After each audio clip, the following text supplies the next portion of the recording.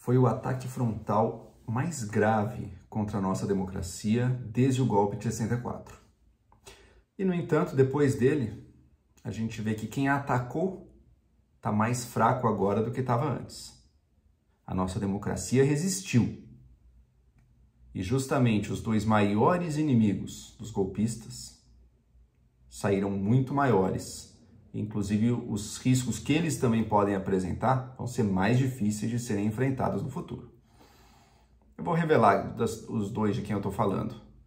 Mas antes disso, aproveita que você está aqui, bem-vindo ao meu canal. Eu sou Joel Pinheiro, trago sempre opiniões, discussões acerca da sociedade, política, economia, cultura, sempre com objetividade, mas também com posicionamento. Então aproveita, já se inscreve aqui. Todo mundo viu as cenas, né? Eu não preciso repetir 1 milhão de vezes o que todo mundo já viu, o absurdo, o crime, o vandalismo, o golpismo, enfim, todo mundo está careca de saber. Para quem está interessado por essa discussão, eu já adianto, eu não vejo as invasões lá dos 3 poderes de Brasília, no prédios, né, no domingo, como atos de terrorismo.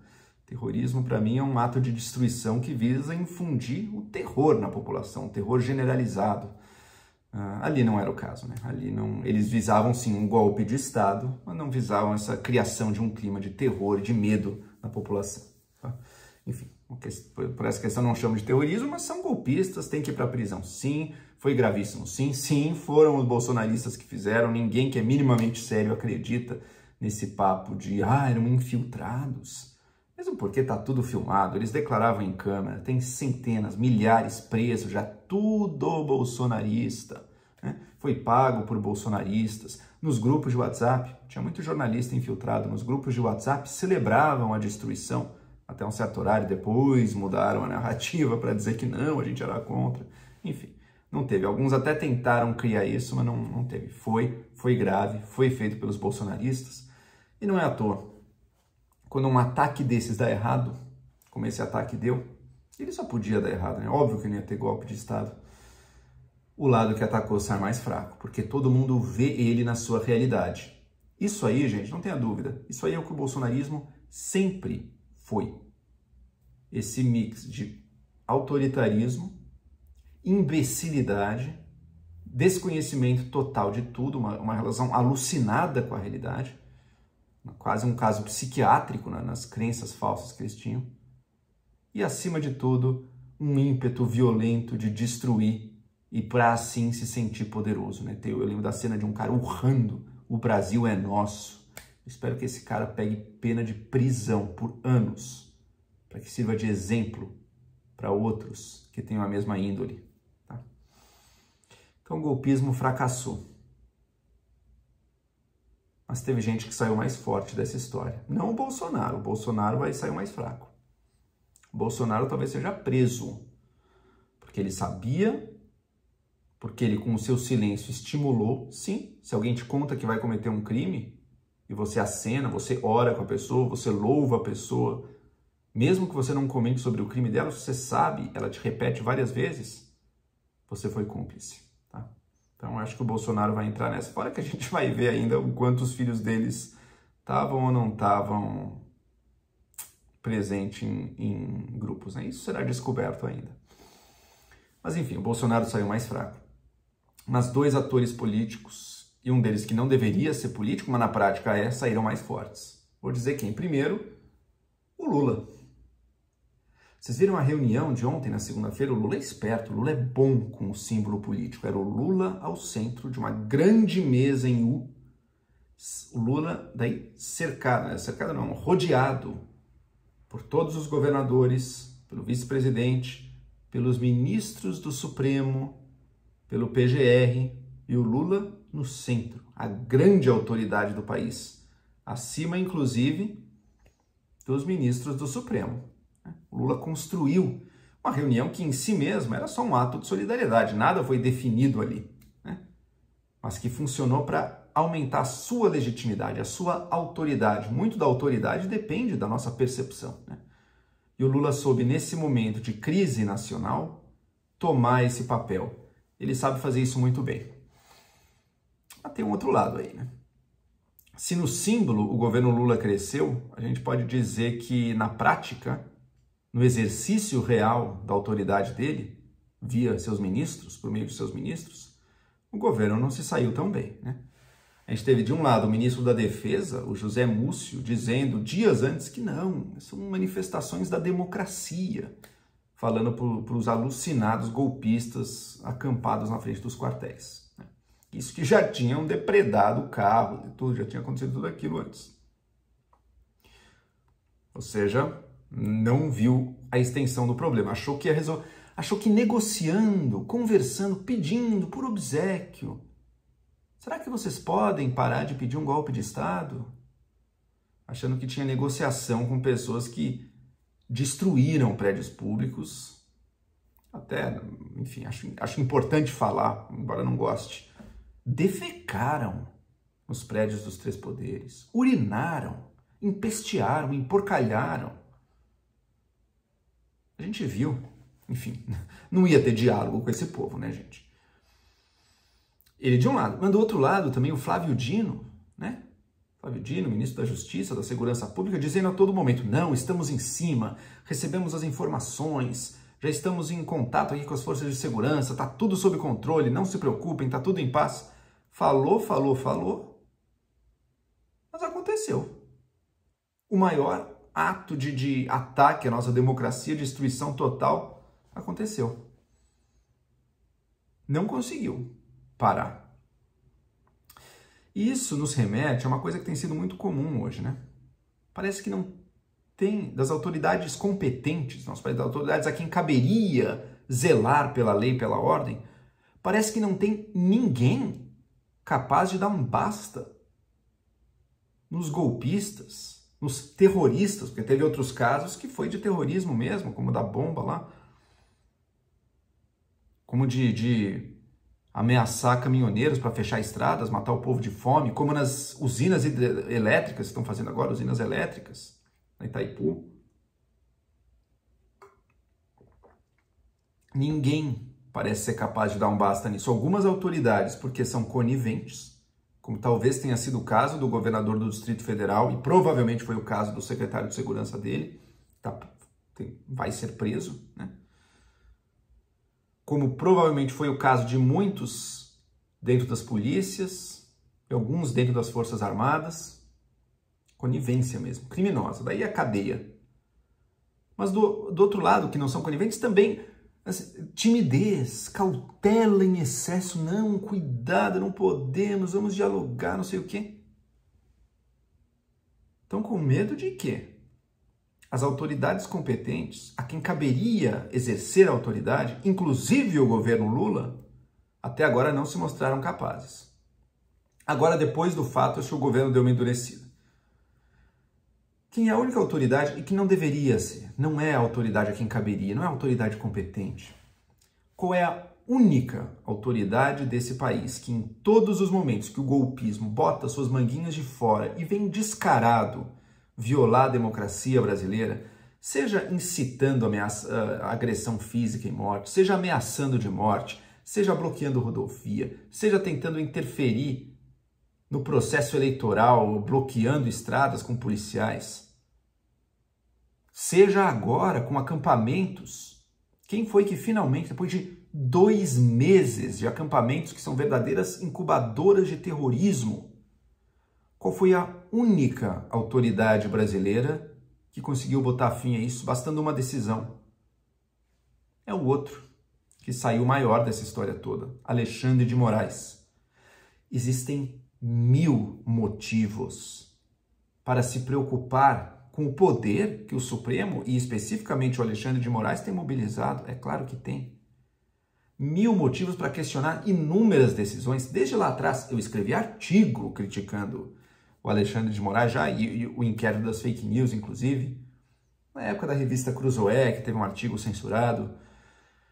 Critiquei também a coisa dos empresários, mais recentemente, que tiveram sigilo violado. Enfim, tem uma série de coisas, sim, que precisam ser criticadas, que a gente precisa contestar.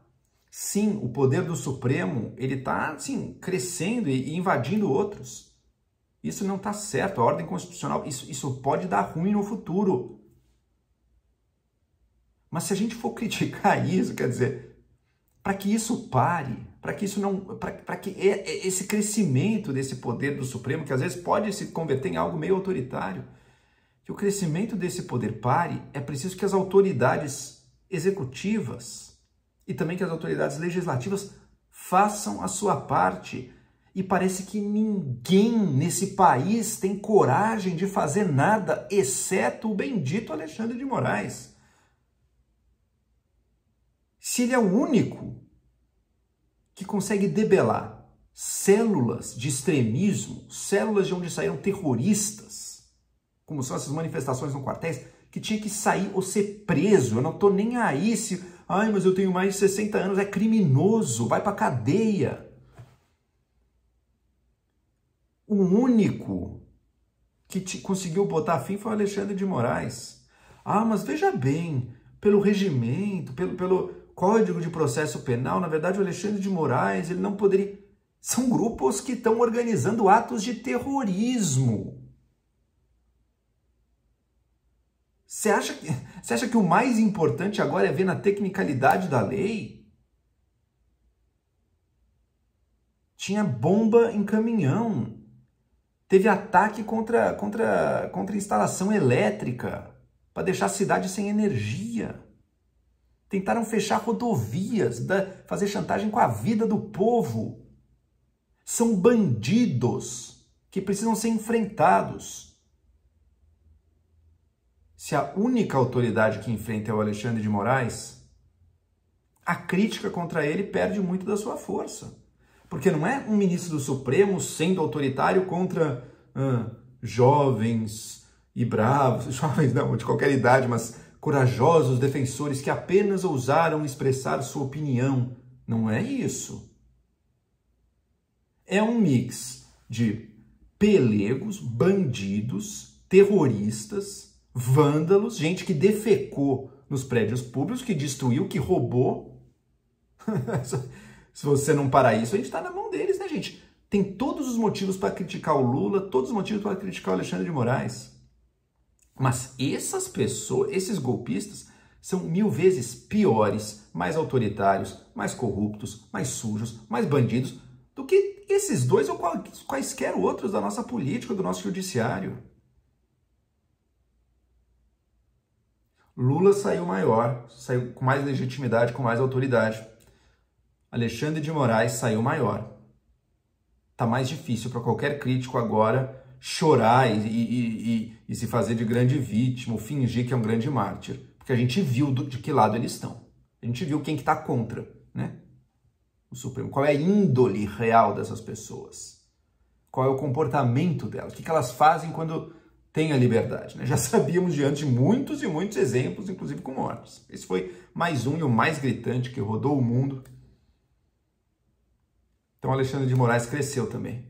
Você que é de direita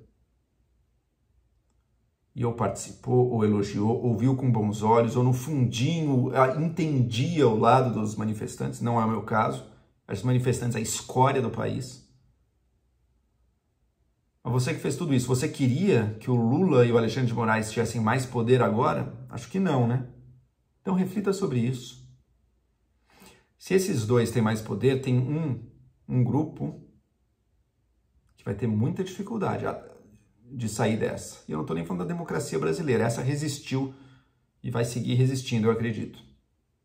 É a direita brasileira.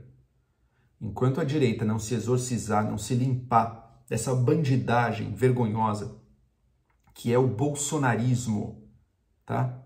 O nome dessa bandidagem é bolsonarismo. Todos esses bandidos foram formados por anos do discurso do bolsonarismo. Enquanto a direita não jogar todo esse povo no lixo, não vai conseguir haver. Não conseguiremos fazer uma direita legítima nesse país. Uma direita democrática, uma direita que tenha o que responder aos erros e desmandos do PT. Porque está alucinando com o comunismo e quando tem a chance de fazer algo, usa da violência. Isso é caso ou psiquiátrico ou de cadeia. A gente precisa de uma direita responsável, uma direita democrática. Uma direita que ganhe no voto.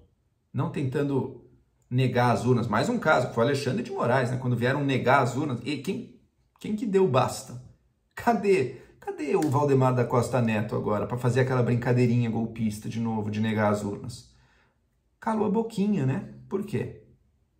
Bolsonaro também, né, quanto a esse tema. Por quê? Cada multa. Eu quero viver num Brasil em que o executivo e o legislativo consigam reaver os seus poderes e a sua autoridade frente a um Supremo que concentra cada vez mais. Para isso, as autoridades não coniventes vão ter que se fazer valer. Eu quero viver num país no qual a direita, que aposta na autonomia individual, na responsabilidade individual, na boa gestão, sim, na reafirmação de crenças e valores, na reafirmação da fé, porque sabe que valores são essenciais para a vida em sociedade, sem isso a gente acaba. Eu quero ver uma direita assim, forte no nosso país. Para enfrentar, para que combata a corrupção, vai ter que renascer. Vai ter que renascer. Poderes executivo e legislativo, direita brasileira, vocês vão ter que renascer. E vocês, eu estou falando porque você que me assiste, todo mundo tem a sua parte nisso também. Esse é o nosso desafio. Não adianta ficar chorando. Ai, ele pegou muito poder. Poder não existe vácuo. Ai, a esquerda é do mal. A esquerda é ruim. A esquerda é isso. Ai, o Lula. Faça melhor. Faça dentro da democracia. Esse é o recado para hoje, gente. Vamos juntos, vamos reconstruir esse país, reconstruir uma direita digna do nome no Brasil, reconstruir o equilíbrio constitucional desse país, tudo isso. Mas para isso a gente precisa de valores e não de bandidagem. É isso aí.